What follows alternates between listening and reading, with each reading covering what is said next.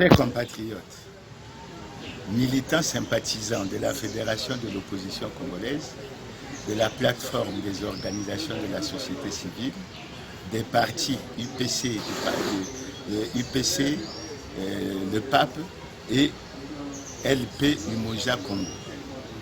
Nous sommes très tristes en prenant la parole devant vous parce que nous avons saisi les autorités du pays pour obtenir l'autorisation. En fait, pas l'autorisation parce que pendant la campagne électorale, on informe les autorités sur l'organisation d'un meeting. Et c'est ce que nous avons fait.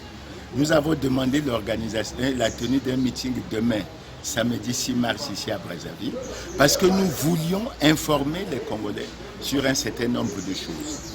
Je vous rappellerai tout simplement que le 29 janvier, nous avons envoyé une lettre d'interpellation au président de la République et nous souhaitions qu'il mette tout en œuvre pour arrêter ce coup de force électoral. Nous avons également lancé un appel au rassemblement des démocrates. C'est pour ça que nous voulions continuer demain, le 6 mars, à diffuser notre message. Malheureusement, le préfet de la ville de Brazzaville nous a fait un retour en nous interdisant l'organisation de ce meeting en utilisant deux arguments. Il parle de la non-officialisation des partis de cette plateforme, de la plateforme Fédération de l'opposition congolaise. Ensuite, il parle de l'ordre public. Nous tenons sur le premier point à dire, surtout en ce qui me concerne. J'ai déjà introduit un recours à la Cour constitutionnelle pour constater des choses extrêmement importantes, à savoir que le Parti congolais du travail n'est pas en conformité avec la loi, à savoir que le président de la République ne peut pas être président du comité central du Parti congolais du travail, c'est-à-dire président du Parti congolais du travail. Cela, c'est en violation de l'alinéa 2 de l'article 80 de la Constitution.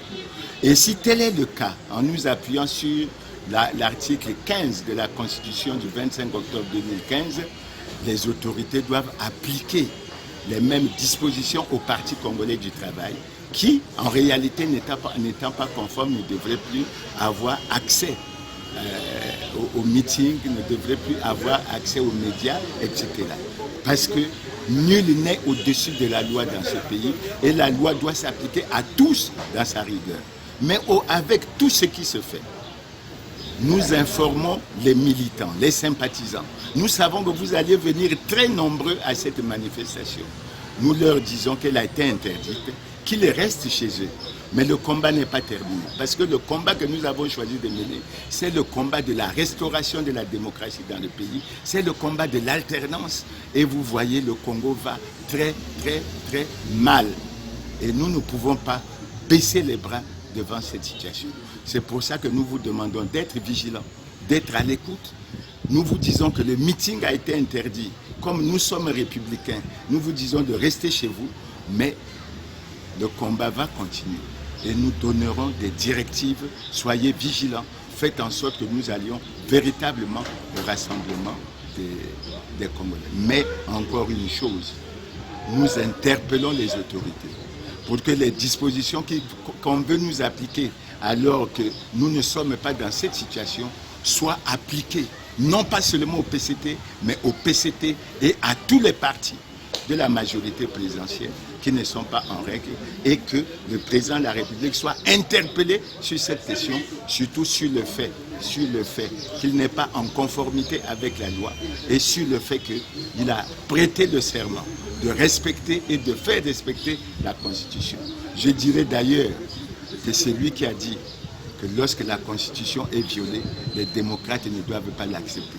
Et dans son tout dernier message sur l'état de la nation, il a dit que les difficultés de l'heure ne doivent pas nous amener à emprunter le chemin hasardeux et dangereux de l'anticonstitutionnalité. Il n'y a donc aucune raison pour que le président de la République et le Parti congolais du travail se retrouvent dans l'anticonstitutionnalité. Et sur ça, nous continuerons à mener le combat qui est le nôtre. Je vous remercie et je vous demande d'être tranquille.